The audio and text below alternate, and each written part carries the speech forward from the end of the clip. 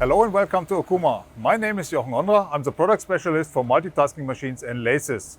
Today I'm going to introduce our MULTUS B250 together with our ARMROID automation system.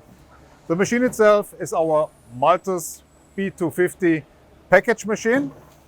This machine is equipped with a 40-tool ATC and it has a 10-inch chuck on the main spindle. We have a 20-bar coolant unit with the machine, and we have our manual touch setter to measure the tools in the standard package machine. Additionally, now on this machine, we have our ARMROID automation system, which contains of our robot arm, which is located inside the machine. And we have the magazine right behind me. There we have 6 docker tables to store material, which can be raw and finished parts. As the ARMROID system is located inside the machine, it can have also additional functionalities. For this, we have an end effector stocker right behind me, where we can store 3 tools in total. One is a gripper hand, which will load and unload the parts, and which can also turn the parts around for a second side operation.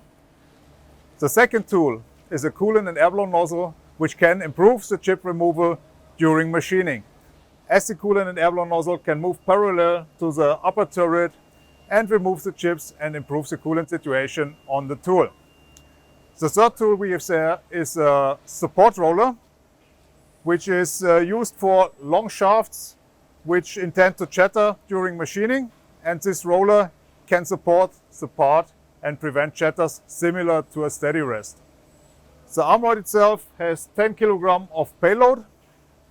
And in this machine, as we have a tailstock machine, we can use it for shaft machining. We can turn shafts around with the part to a first and second side operation, as well as chuck parts, which we can also turn around for the second side operation.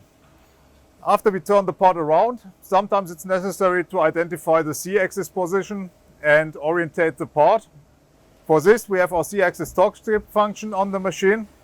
Here we use a self-made tool with a ball, and we indicate the position just by moving it against the axis load, and the control can identify the Z-axis position of the part, and we can set the Z-axis offset accordingly.